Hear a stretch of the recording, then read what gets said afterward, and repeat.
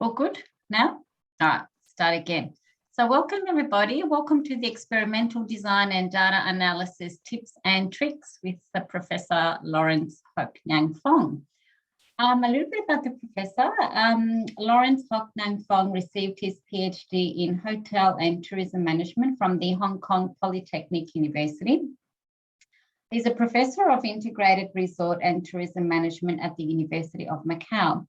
Since July 2021, he's been serving as the Secretary of Asia Pacific CRI, which is a federation of the international CRI. And while he identifies himself as a tourism and hospitality scholar, his dream is focusing on motivating his students to shine and continuously advance knowledge through his research. Lawrence's two major research interests are consumer psychology and gambling behavior. His publications appear in leading tourism, hospitality, and gambling journals such as Annals of Tourism Research, Tourism Management, Journal of Travel Research, International Journal of Hospitality Management, International Journal of Contemporary Hospitality Management, and Journal of Gambling Studies. He also serves on the editorial board of renowned journals such as International Journal of Contemporary Hospitality Management, Journal of Hospitality and Tourism Research, Tourism Management Perspectives, Journal of Vacation Marketing, Journal of Information Technology and Tourism, Journal of Smart Tourism, and International Gambling Studies. That's just indeed very impressive.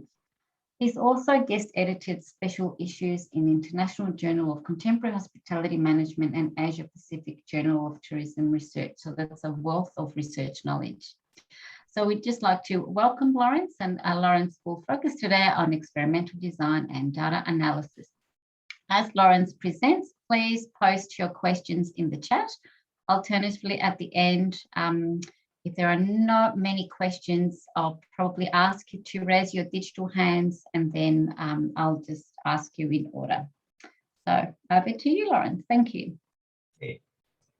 Thank you, Effie, for your excellent introduction of myself, actually. I'm really very happy and I'm very glad actually here to give a speech about experimental design and also data analysis tips and tricks, especially in this very important symposium organized by the Journal of Hospitality and Tourism Management, which is also a very known journal in our field. Yeah, so this is the topic. Actually, this is the campus of University of Macau. You're welcome to visit us. Okay, probably after the lockdown finish. All right. So I hope we will resume to normal very soon. All right. So yeah, today I'm going to walk you through the fundamentals of experimental design, because I'm not sure about the background of the audience. Maybe some of you are an expert actually in experimental design, or maybe some of you actually experimental design is quite new to you. So that's why I will start from the fundamentals. Yeah, and then I will give you some tips and tricks in the design, in participants, in analysis, and also in writing as well. I will use an example, which is actually a paper of mine and also my co-authors to illustrate about the writing. Yeah. So first of all, let me just walk you through the fundamentals of experimental design. Okay, so experiment. Actually, you can see here, this is a definition, all right, a study in which an intervention, that means we will do something in order to introduce, to observe its effect, all right. That means we try to do something and then trying to create some effect. Actually, this is the definition of experiment. And then here in this photo, you can see in experiment, we have heterogeneity divided into two types. One is the lab experiment, all right, and also the field experiment. Okay, then what is lab experiment? Just look at the picture here on the left-hand side. See my cursor, all right? And then this is a lab, just like a classroom, right? And then with the computers inside it. So this environment actually is highly controlled, because in the classroom, actually, we have very, very little distraction, all right? And then what is field experiment? That means we are going to the field. We are going to the real world. For example, we are doing something like a hotel research, all right, related to the atmosphere of the lobby of the hotel. Okay, then we will really go to the lobby of a hotel like this. All right, then you will see that actually in this lobby, there are lots of things which may distract you or which may affect your response. So in this case, this is what we call the field experiment. So this is the major difference. All right. In the lab experiment, we call it has a very high internal validity. The reason is that actually we try to control as many variables as possible, especially the environment or the atmosphere like this. All right. Then in the field setting, actually, it has a high external validity. The reason is if we are going to do something about the hotel-related research, all right, if we do it in the classroom, actually the external validity is very low. So that's why in this case, we better do it in the field. So that's why there's always a give and take between lab and also the field experiment. For lab experiment, what we call is we have a high internal validity and no external validity, while the field setting actually is the opposite.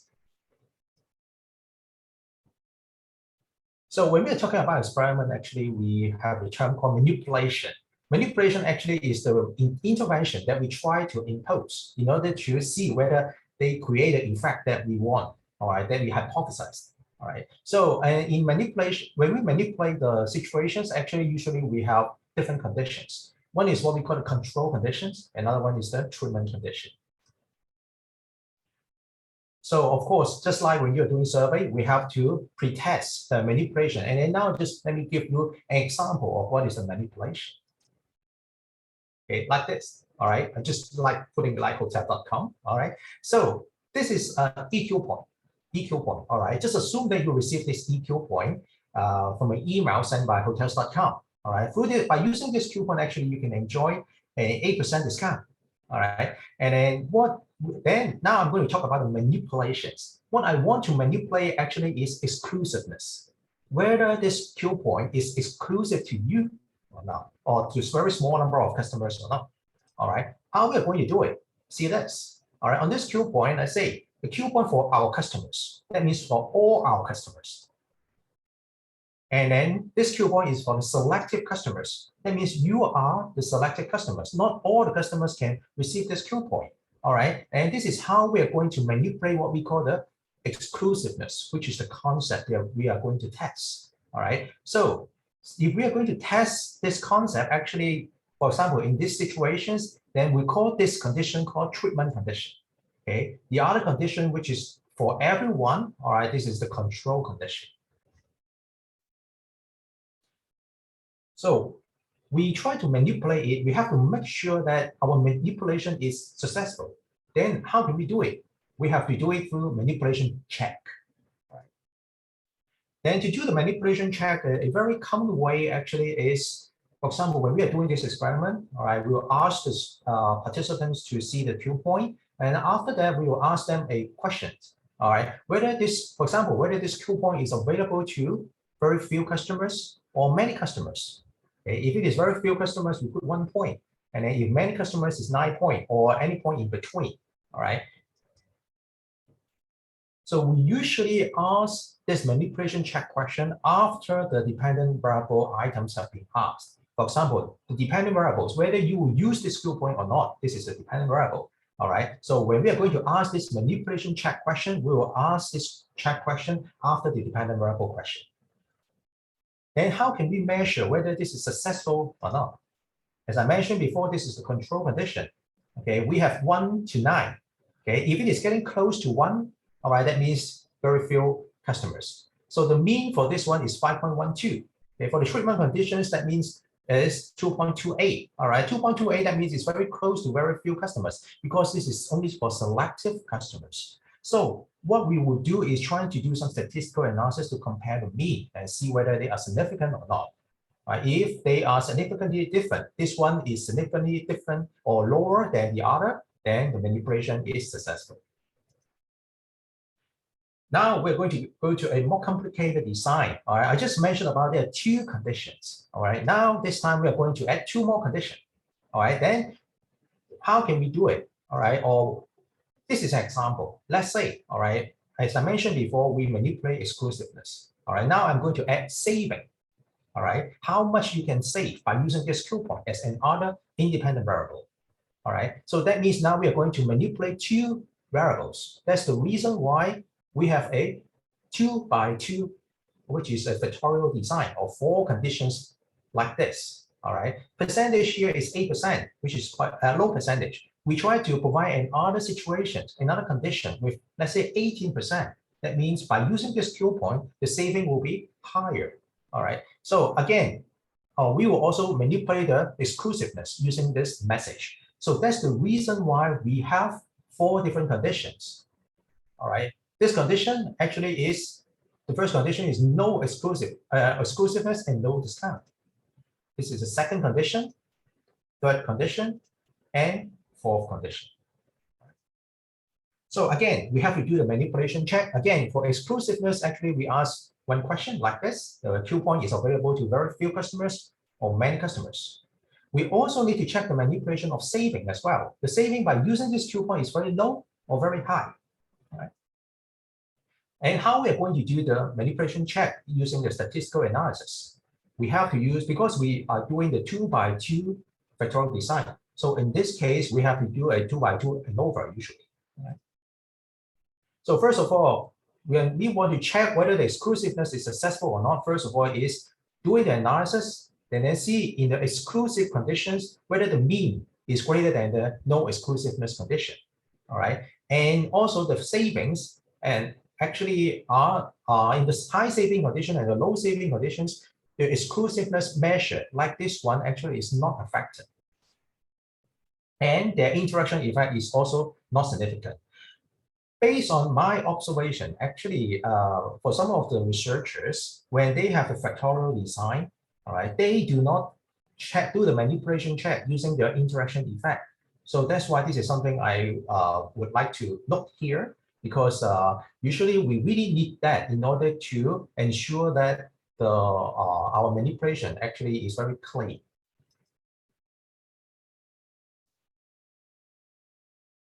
So for doing manipulation, actually, how we can do it? There are different types. One is scenario-based. What is scenario-based? For example, the coupon situation that I just mentioned. Assuming that you receive a coupon from hotels.com, are you going to use it? This is a scenario, right? But there are some other methods to do it. For example, priming, which is more like a subconscious approach. All right.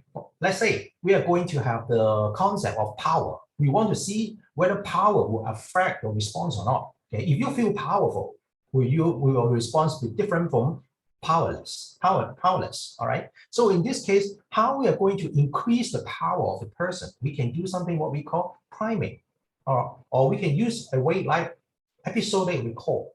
All right. In this situation, that means I would ask the participants, okay, please try to recall an event that you feel powerful, okay? And then that person will try to recall it and then try to write it down in the story. By doing this exercise, then they will feel powerful.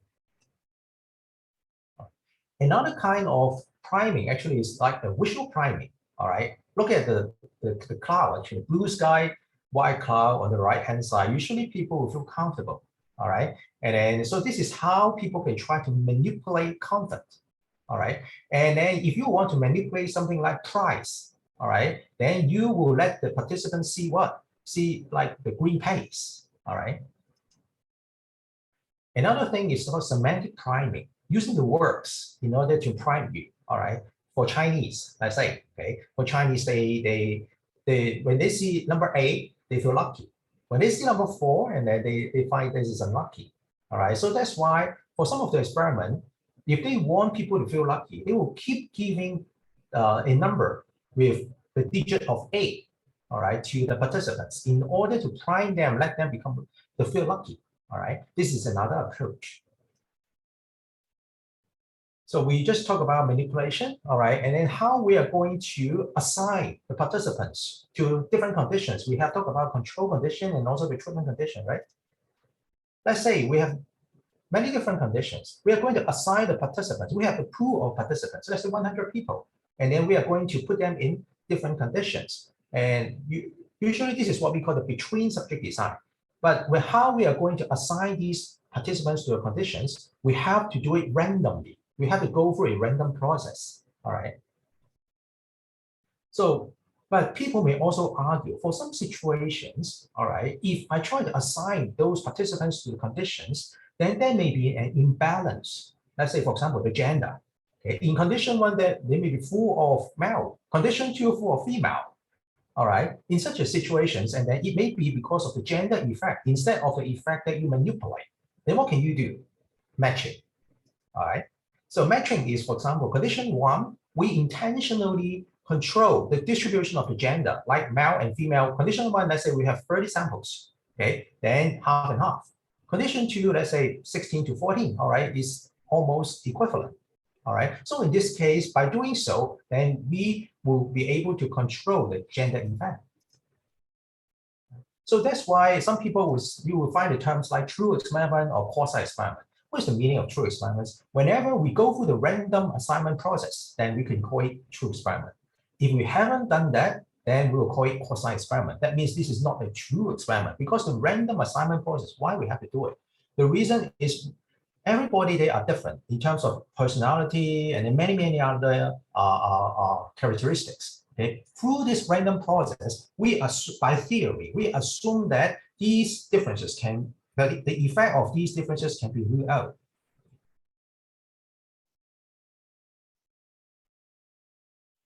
Okay, between subject design, as I mentioned before, all right, what is the meaning of that? That means every person will just go to one condition. They will not go to the second conditions. All right, this is between subject design. All right, but what's the problem of that? As I mentioned before, maybe one condition is full of male, another condition is full of female, and then that may be because of a gender effect instead of the effect of the manipulated variables. So that's why there's also an alternative, which is what we call the within subject design. That means every person, okay, will be exposed to all the conditions. For example, this man, all right, in condition 1, he will also be in condition 2. All right, so that means both control and treatment conditions, and then he will be there. But what's the problem of that? That means it will take longer for him to complete this experiment. And also the effect of condition 1 may be carried over to condition 2. That means, again, the effect may not be because of your manipulation, it's because of the carryover effect. So there's always, again, give and take between the design that you are going to adopt. Now I'm going to talk about the tips and tricks. I just talked about the fundamentals, all right? So now, usually when we are talking about an experiment, especially if you look at this marketing and also consumer behavior research, they always do multiple studies. And then in tourism and hospitality as well, nowadays, they are always doing multiple studies. They will not just do one experiment and then try to write a paper. Of course, still have, all right, but nowadays the trend in tourism and hospitality is multiple studies is more common. All right, then why do we need to have multiple studies? Okay, because first of all, doing experiment, we want to see the causal effect, cause, okay, and also the outcome. All right. And usually by doing multiple studies is in the second study, all right, we can again test this causal effect and we can test more. Let's say, for example, it's very common for people to, in the second study, to include a mediator. That means trying to answer the question of how the cause affect the outcome so that we'll be able to understand the psychological mechanism. Okay, and then the findings actually will be more fruitful, right? And some other people would even try to do an additional study to rule out some of the other conditions. Okay, that's the reason why we will have a moderating effect. All right. So because this kind of relationship may happen in certain situations, but not in the others. So we really need to rule out some of the alternative explanation to make sure that this causal effect is robust. All right. So and then in this case, that means we will have something like the 2 by 2, okay, because this is one independent variable, okay, or 3 by 3, all right, then this is another independent variable. We also consider moderator as a kind of independent variable. Then we will manipulate these two, it becomes a factorial design, all right. So usually when we are going to manipulate the variables, all right, how many independent variables should we manipulate? And actually you can manipulate many. You can have 4, 5, 6 independent variables to manipulate. But the problem is the more independent variables you have for manipulations, the more complicated will be the results. That means when you are going to interpret the results, you'll be in trouble. All right. So that's why usually when we are going to do the manipulations, my suggestions actually is we try to control the manipulated variables of no more than 3.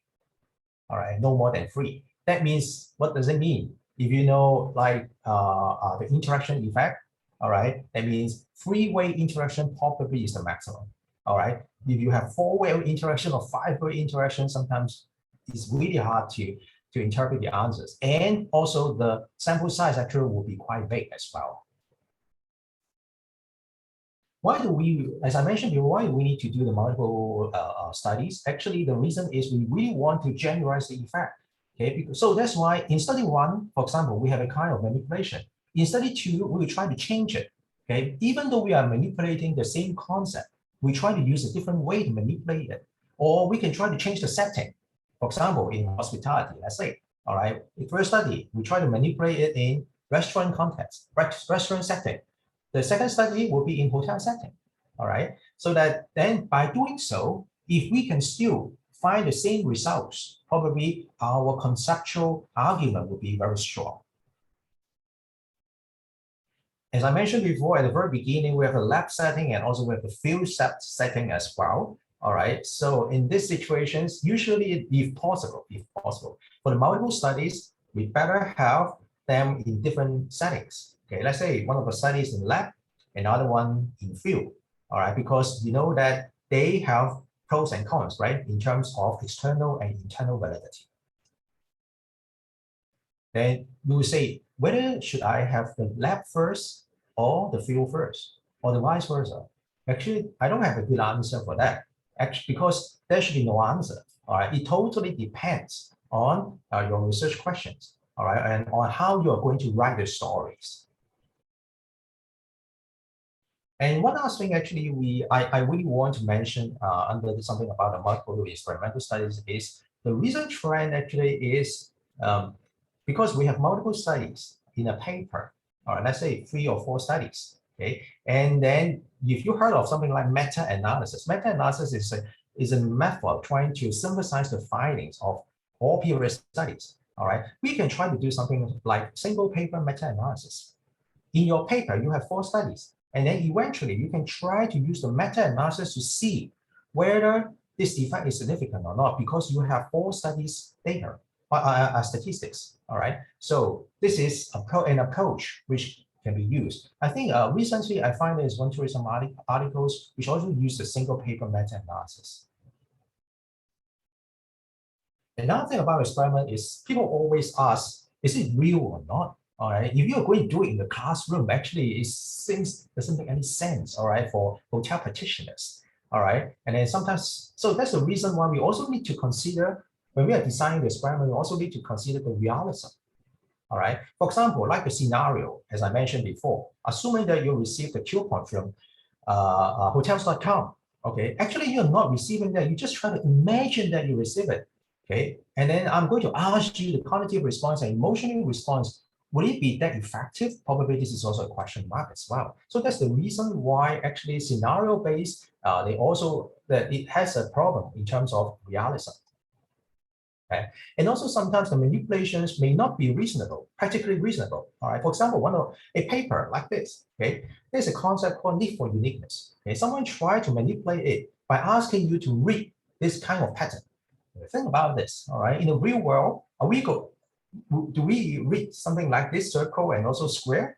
All right, probably very unlikely. All right, so this is also another thing that we need to consider. But for testing the theory itself, okay, it would be effective. All right. So that's why for the setting, if possible, if our university or our institute has that kind of facilities, let's say if you're going to test something about related to a hotel room, we try to really put someone in a hotel room. It can be a mock hotel room, not a real hotel room. All right. And nowadays, many people are doing something like e-tourism research. All right, then that will be easier. The reason is website. You can create a website by yourself, okay, to increase the realism. All right. And then when we're going to measure the response, like the dependent variable, usually in experiment, we will try to ask people your behavioral intention. How likely will you do something? Okay, like very likely, probably, possibly, something like that. All right, but intention itself does not mean they will really do it. All right, it does not equal to action. So in these situations, probably sometimes we will rely on some of the technology which can measure our official psychological responses. All right, nowadays we have something like eye tracking, measuring your emotional arousal, something like that. They can become a tool to measure the response. Sample size, people will ask, oh, for experiment, how many samples do we need? Okay, some will say 30 per condition, all right, or 50 per condition. All right, but the good way is trying to do some of the power analysis in order to check how many samples would be enough in order to generate a sufficient effect size. Samples. Okay, when we do experiment, if you look at the marketing and consumer behavior research, usually they will ask undergraduate students to complete the experiment.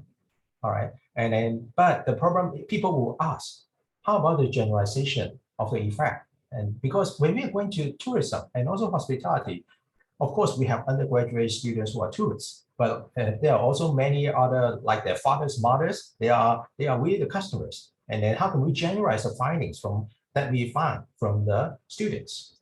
All right, so that's the reason why some tourism and hospitality scholars, they really don't like student sample. Yeah, they want to have a general population sample. Then what can we do? But luckily nowadays, actually, we can also do experiment, not only in the lab, we have a lot of online platform, probably you have used that before, like Amazon MTurk, all right, and some of the other crowdsourcing website. But of course, this kind of platform actually has also disadvantage. Some people are criticizing like the pool of people who are completing this experiment will be someone who do it every day for earning the money, all right, and they may not represent the general population. All right, and on the other hand, actually is because they're doing this online experiment in their own environment. All right, the environment itself may also affect the results. All right, so there's always a give and take. That's the reason why when we are going to do the experiment, we better have multiple experiments, all right, and trying to put it in different settings, all right, and in different manipulation to make sure that our findings is robust. Analysis. All right, usually what would we do? All right, so when doing analysis, some of the experiment actually they will try to include the covariates. All right, they want to control some of the effect which may affect the results of your experiment. All right, so in this case, what are the covariates, the control variables? We have to identify it from the literature. All right, and we can also try to test it, see whether it is strongly correlated with the dependent variable.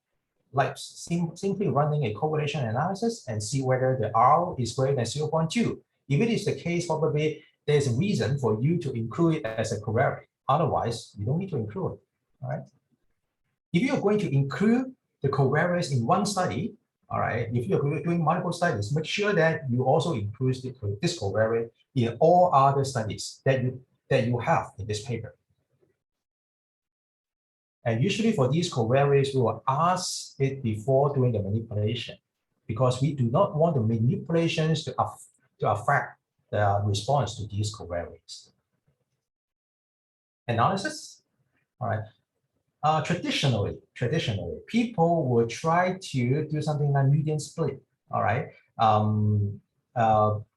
Like, for example, they will try to do a measure, okay, with a Likert scale from 1 to 7, all right, and then they will try to split it into two groups, all right. This is what we call as median split. But median split, of course, has a disadvantage is that it will use a lot of data, actually, data quality, all right? And some people will say, how about using structural equation modeling? In survey, it is very, very common. But for experiment, I can't say we cannot use it, all right? But it depends. Usually, if you have a very complicated model, then you can use it, all right? But usually, when we are doing experiment, we do not have a very complicated model. That's why it may not be necessary. And then if you use structural equation modeling, and then you also need to think about what kind of we call it SEM, right? And then what kind of SEM we are going to use, right? Because SEM, we have covariance-based SEM and also PRS SEM. Okay, covariance-based SEM actually may not be suitable, okay, for experimental design. The reason is for experimental design, we have manipulation, we have different conditions. These conditions are categorized as category variables, which is not applicable in covariance-based SEM. So maybe PRS SEM would be a choice. So if you ask me, usually for me, I will use process, all right, which is quite common nowadays. If you do experiment, if you do analysis, just use process. Process actually is a free tools or a free macro written by Hayes and also his co-authors. And then you can just download it from their website and then try to install it in SPSS and you can use it. All right. Using with process, actually, it is especially useful if you want to test mediation effect, moderation effect, or doing something like floodlight analysis. Later, I will talk about what it is. All right. It is very useful. Okay, flatline analysis because it will tell you the point that the moderating effect happens. All right, I will tell you more actually in the example that I'll show you later on. Another thing related to the mediation effect, the traditional way to do it is people will do the SOHO test, SOHO C test. All right, but for this kind of test actually also has its disadvantage. The reason is usually for this approach, the mediating variable would not be normally distributed. All right, so that's also the reason why I would again suggest you to use a process or some other analysis by using the bootstrapping methods. All right, with the bootstrapping methods and then non-normal distribution would not be a big issue. And some people will ask, okay, of course, you may want to have a p-value less than 0.05. That means it's significant, the bingo, that means your hypothesis is confirmed, right? And then, but sometimes you feel disappointed because it's not confirmed. And then how about the p-value is less than 0.1? So less than 0.1. In these situations, actually, we will say that actually this is marginally supported. If you are doing experiment, if you read some of the experiment related articles, you will find that actually some people will report p-value less than 0.1 as something called marginally supported. That means the hypothesis. All right. And another suggestion that I would like to recommend is the choice of the methods. All right, the reason is just the mixed method. Mixed method. That means I'm talking about doing multiple studies. It can be all experiments, or can be a mix of like survey plus experiment. All right, or interview followed by experiment, or even big data followed by experiment. All right, but when we are going to make a choice of the kind of method that we are going to use, we need a reason. All right, we cannot just say that, oh, we just do several experiments and that's it. All right, this is method driven. This is not the research problem driven. All right. For example, if you use the mixed method of survey plus experiment, maybe let's say survey help you to test the relationship, okay, whether it's significant or not. But we don't know whether this relationship is a causal relationship or not because survey cannot tell. That's the reason why in the second study we do experiment. All right. Then we can tell why. All right. When we are going to do interview followed by experiment, let's say we do the experiment, we want to understand why. Right? Probably we can try to do an interview. All right. Another thing is like we use the big data, okay, to do the analysis, okay, so that we can find a phenomenon. But we do not know how it happens. Then we can do experiment. All right. No matter how, when we are going to choose a method, we really need a reason. Finally, I would like to talk about the writing. All right, using an example, which is my paper, okay, a recent paper, okay, with my co-authors related to the Q point. All right. Q point actually is talking about the restaurant Q point here in this study. All right. So what we are going to do is trying to manipulate what? The choice of non-monetary incentive on the Q point. On the Q point, okay, choice of non-monetary incentive. Okay. For the Q point, usually monetary incentive is you save your money. All right. Non-monetary incentive, we call it something like I will give you something, which is not money. All right. For example, in the restaurant, maybe give you a drink.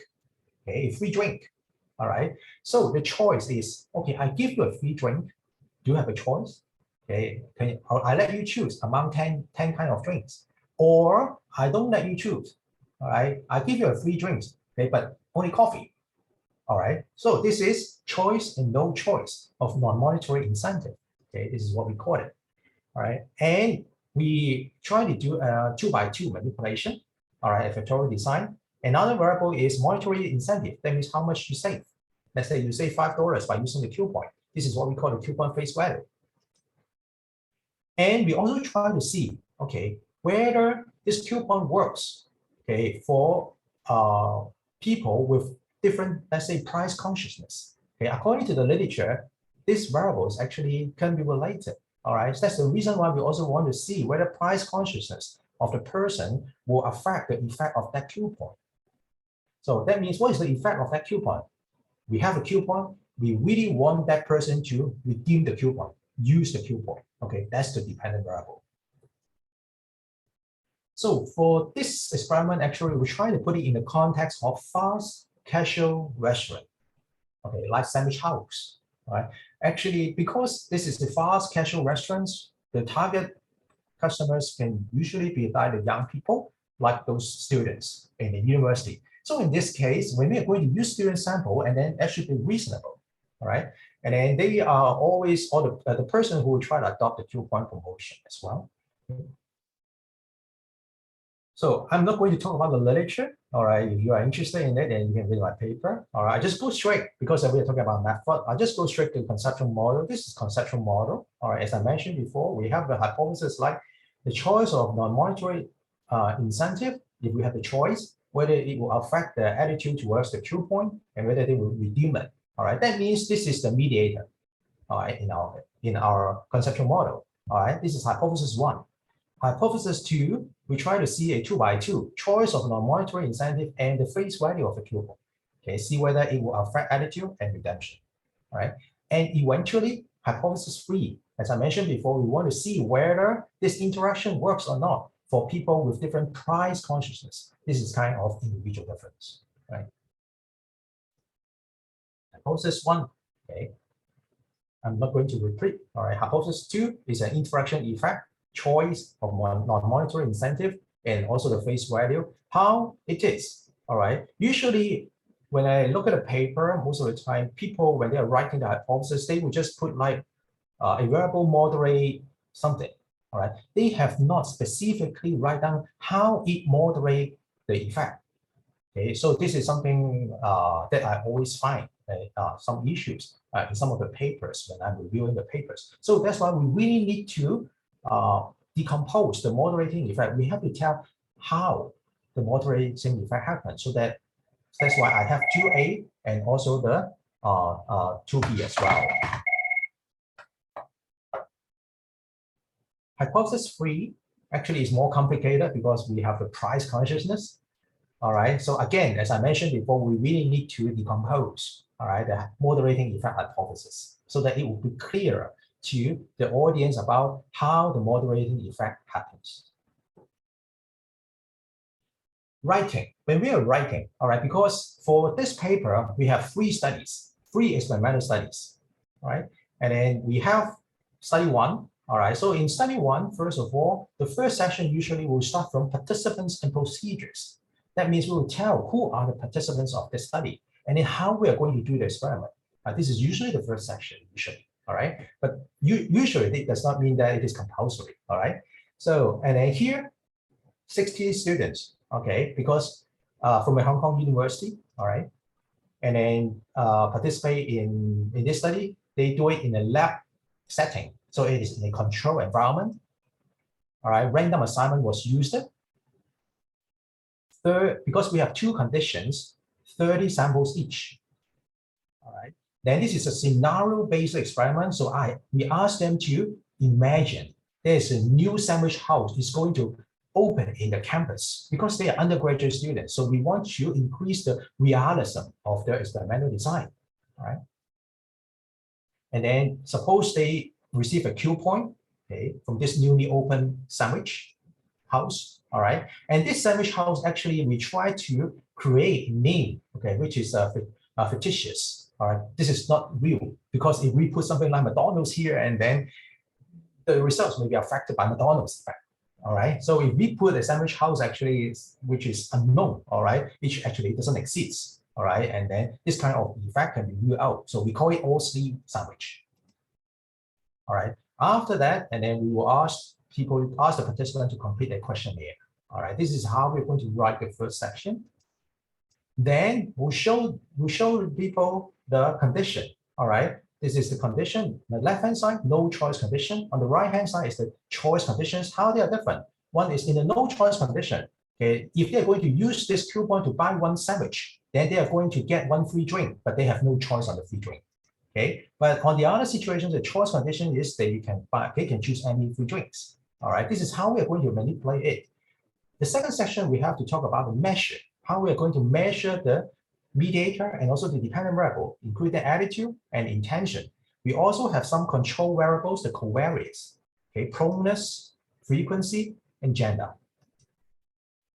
Okay. And we also have a question for manipulation check as well.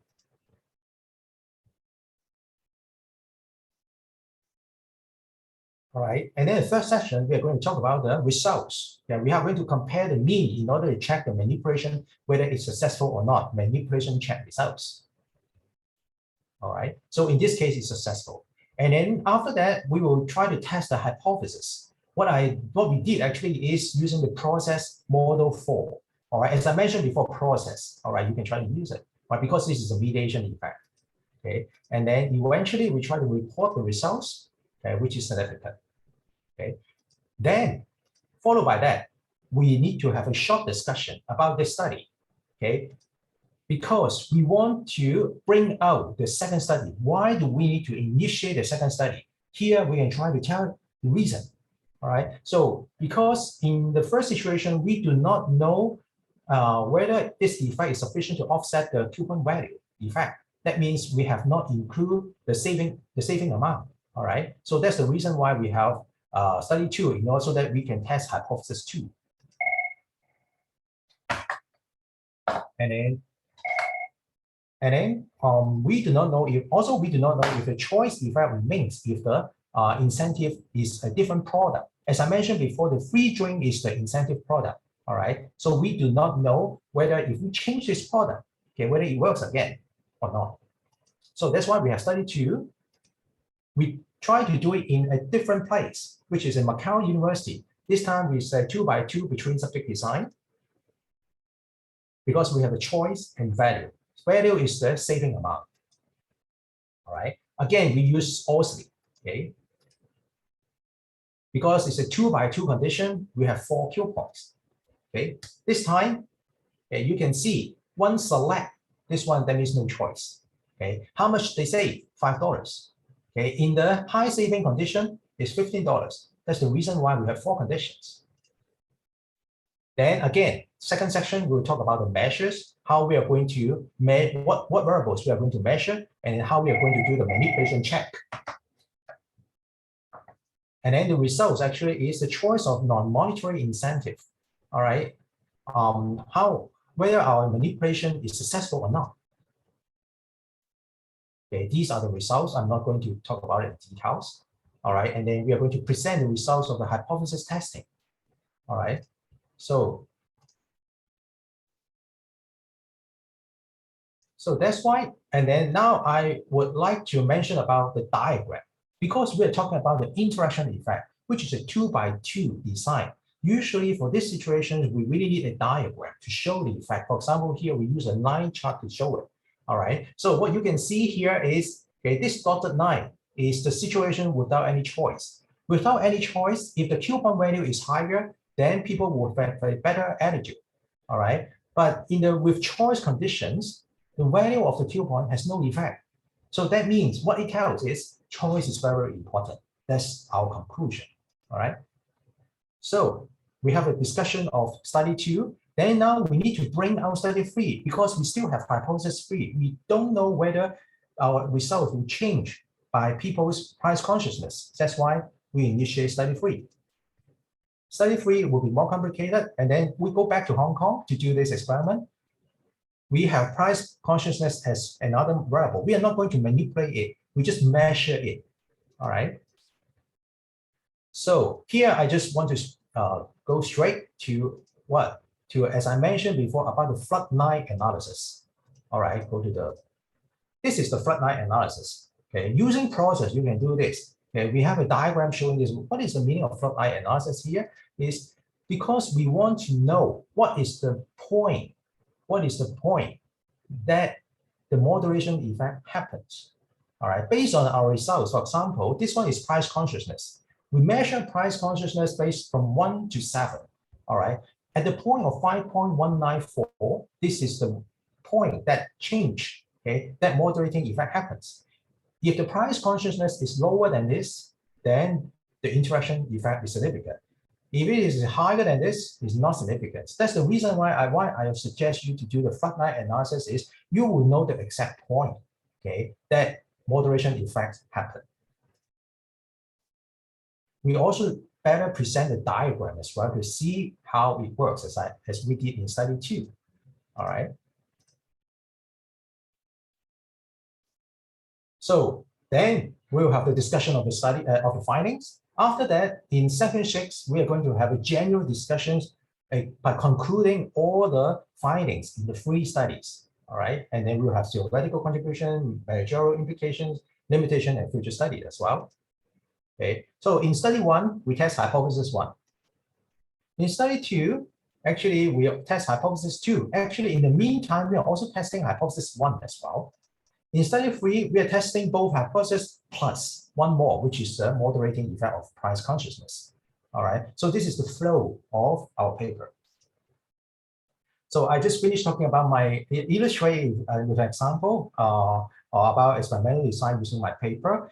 Before I finish the presentation in this workshop, actually, I really want to highlight something which is related to a special issue, all right, with my collaborators. This special issue actually is in the Journal of Hospitality and Tourism Management, all right? So that's why that's the symposium that we are now in, all right? This special issue is experimentation for new knowledge in hospitality and tourism, okay? If you're doing an experiment, you're welcome to submit an abstract, all right? An abstract, actually, this is the date, the timeline, all right? So the abstract submission is the end of next month, still have time, all right? And then after that, we will around early next year, and then we will tell the authors, all right, about the abstract's decision, all right? Then they can submit the full paper in by next May, all right? So this is a special issue. If you're interested in it, you can scan this QR code or just go to the website of the Journal of Hospitality and Tourism Management, all right, and then to check this special issue, actually with my collaborators, including CC from UNT and also Professor Anna Mazzola in Penn State U. And we especially thank Professor Mariana Segala, the editor-in-chief of this journal. Okay. So that's all for my presentation. Thank you so much, Lawrence. Yeah. That was very interesting and very detailed and thorough, so very straightforward. So even myself, who does not know about experimentation design, it was just very easy to follow. So I really appreciate that. Yeah. I do have a question and a note also. There is someone who is asking if they could have your slides. Is that possible? Which slides? Your presentation. My presentation? Yeah. So Gia, Gia could probably email. If you email Gia, then she could email you a PDF of the slides. Oh, yeah, sure. Yeah, I can email the PDF of my slides to Gia, right? To Gia. Yeah, Gia has them already. That's okay. And also there's a question here. It was about how do you actually choose which is the best method for a research? So usually people tend to read the theory, and then what's the best strategy, I guess, to choose the method for an experiment? Is it reading the theory or actually going straight to another section? Oh, usually, thank you for your question, actually. Actually, for experiment, usually we are interested in the causal effect. All right, that means if you want to examine whether the outcome is caused by a factor, then we better use experiment. If we do survey, we cannot make a conclusion on the causal effect. We can only say these two variables, they are related, but we don't know which comes first. Okay, but for doing experiment, then because we have a control condition, that's why we'll be able to understand that, which one comes first. That means which is the cause, and then which is the outcome. And so that this is usually the reason why we want to do the experiment. And I think you also mentioned about how we're going to choose the method when we are going to do the research. It depends actually on our goal, on our research objective. All right. For example, like as I mentioned before, let's say if we are going to use the mixed method, okay. Some people will say nowadays they will use something like a big data approach, right? Big data approach, a very common way is go to something like tripadvisor.com or some of the similar websites. Then let's say they are interested in something like the online review. Then many researchers, they will try to download the online reviews, maybe 100 million of them, 100,000 of the reviews, and trying to do some analysis. All right, and then but by doing so, by doing so, we can only tell a relationship may happen, all right? But because they were not happening in a controlled environment, then in this case, probably it can solve one question. It cannot solve the question of how it happens. Or maybe if we want to know which is the cause and which is the outcome, then we don't know. Then in this case, what we have to do is we can choose experiment.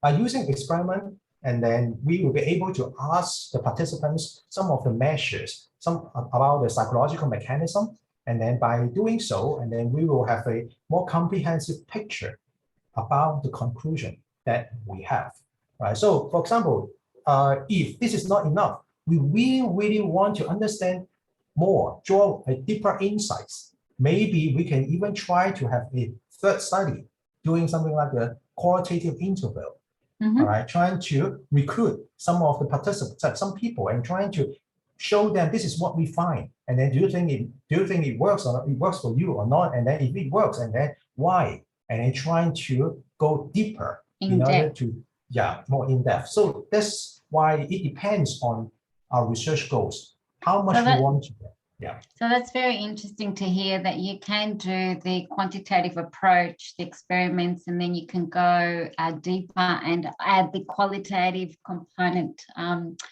Yeah. Indeed, very interesting. So there is another question. So if we're using SPSS, for example, to process, what kind of analysis should we use? Oh, for process, usually a process is mainly for the mediation and moderation effect. All right. If you do not have any mediation or moderation effect, probably process is not suitable. All right. You just run some ANOVA or regression. If you have mediation and moderation effect, use process, because process is good for what? Bootstrapping is built in process. That means whether the data is normally distributed or not, and that would not be a big issue. That would not be a big issue. Yeah. And also process, actually, to my understanding, I recently download the latest version now is already version 4, and then they try to increase more and more functions. And also process, they have some of the fixed model. That means if your conceptual model, if those fixed model is not applicable to your conceptual model, it seems that you cannot use process. But nowadays, process also has the functions of you can write the code, very simple code, and then you'll be able to analyze a model which can perfectly fit your conceptual model. So that's the reason why I really strongly recommend people to use process if they are doing experimental design, or if, let's say, they have a simple model, and then just go for process instead of going for SEM. Of course, I also do SEM as well, but usually I use it only for complicated model. Yeah. Okay, thank you. Are there any other questions? I could ask mine. Lawrence, I'm interested in exploring virtual reality in destination. So it's a concept that has come up, especially since the pandemic, and now as it's ongoing. So what's an ideal sample for virtual reality? And would you compare a destination and an event in a destination, or would you compare a destination and another destination? You mean application of virtual reality? Yes. About the destinations and yes, something related to experimental design? Yes, that's right. Okay. So okay. Could you apply it in virtual reality as a context, I guess is what I'm asking. I think so. Yeah. If you're doing VR, you're talking about virtual reality, I think usually experimental design is I can't say is the only, but it should be one of the best method to test it. Yeah, because when you are wearing those VR glasses, actually you will be, how to say, you're just trying to put yourself in the environment. All right, it is just like an experiment process. All right. So related to the destination, actually, again, it depends on the research question what you want to test. All right. Some people will say for the VR, all right, let's say by wearing the VR glasses and then let them experience the destination, some of the fantastic facilities or some of the like the beach, all right, and then let them feel it. All right. So in this case, probably one of the questions that we can try to examine is, okay, how to increase the effectiveness of this VR design, right? For example, the the the situations in the VR, actually, we can try to change it. We can try to change it so that it can try to create more effect, okay, to the participants. Okay? If there are more effects, and then whether they are more willing to go to that destination or not. All right. And then regarding this effect, probably we need some theoretical support. We need to go to the literature. All right. And then to see, and in order to manipulate this effect, I think VR actually is really something which perfectly fit experimental design. Yeah. And the hardest thing would be to measure whether participants could be emotionally connected to this destination, since it's virtual reality, right? We're talking about sensory experiences, emotional experiences. I guess that's probably that's the biggest challenge. So you maybe then tend to adapt the experiment. Exactly. I think another thing is by using VR, maybe it would be good if they can stimulate the sense of the participants. Okay, because this is a kind of knowledge related to what we call the sensory marketing, right? And then they try to stimulate the sense of the people so that they will have a better impression about like the destination, and then it may be more effective. That could be another research direction for future research. Yeah. Thank you. And there's another question here. So do you have any general suggestions to boost statistical knowledge for doing research overall? Oh, okay. In the chat room, right? Yeah. Question. Do you have any suggestions to boost statistical knowledge? Oh, boost statistical knowledge. Actually, for me, I think I just read. I try to select the book, which is because for learning statistical knowledge, you really need to read the books. All right, and another thing is you really need to apply it. You really need to have a data set, trying to test it from time to time. This is how I learn statistical knowledge. Seems that there is no shortcut, but maybe I think the workshop, all right, and also something like some of the video online, probably it can really speed up the process, because the video online, actually, they have a very good illustration. Is by reading book, probably it takes longer time, but reading book is very important. The reason is you can understand more, have a deeper knowledge about that. Okay? Is there one you would recommend, Lawrence? One that's quite easy and straightforward, just like your presentation today? Wait a minute. Okay. All right. So first, if you do not know SPSS, all right, you are a beginner, I would suggest this book. Oops, sorry. Just 1 minute. All right. Let me just turn. Oh, you can show it now. We can clearly see you. There you go. All right. Just show you. All right. Yeah, and then, yes, and then process, right? This is another book. The process. Is it the same author? Same, another author, which is called Hayes. All right. This is process. But I think process, now they're going to have a new edition in December. I checked their website already. Yeah, so that you better wait for maybe 1 or 2 months to buy the latest version of their book, because it can fit the latest version of process. All right. And more complicated one, if you are not beginners, one more, last one. All right, this one. But this one a bit actually, I used it when I was a PhD student. But anyway, they are all very useful books. Whenever my PhD students ask me about the data analysis, I will ask them, read these books. All right. Fantastic. Okay, we've got 1 more minute to go. Are there any other questions in this enlightening presentation? And so how about, is everyone okay if we do take a photo?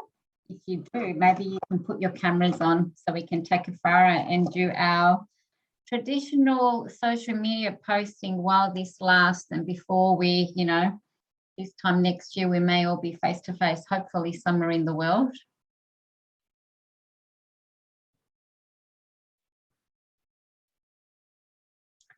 Hang on.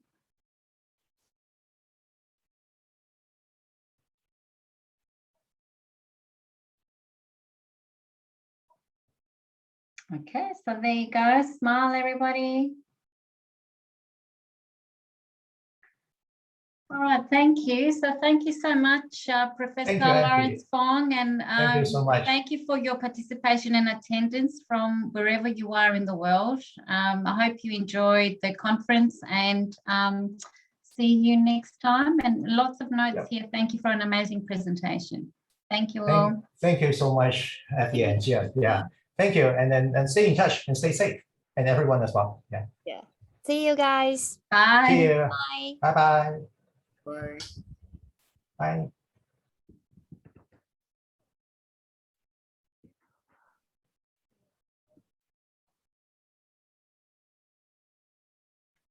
Thanks, Lawrence. That was fantastic. Thank you. Thank you. Thank you. So much. Actually, I will send the slides to Gia. Yeah. Yeah. Well, don't worry. I've already sent them. I've sent them to Gia. Oh, yeah. Sorry. Alfie already gave to me. The Oh, okay. Already passed to you. Okay, that's fine. Yeah. Oh, good. That's fine. That's fine. Yeah. All right. That's fine.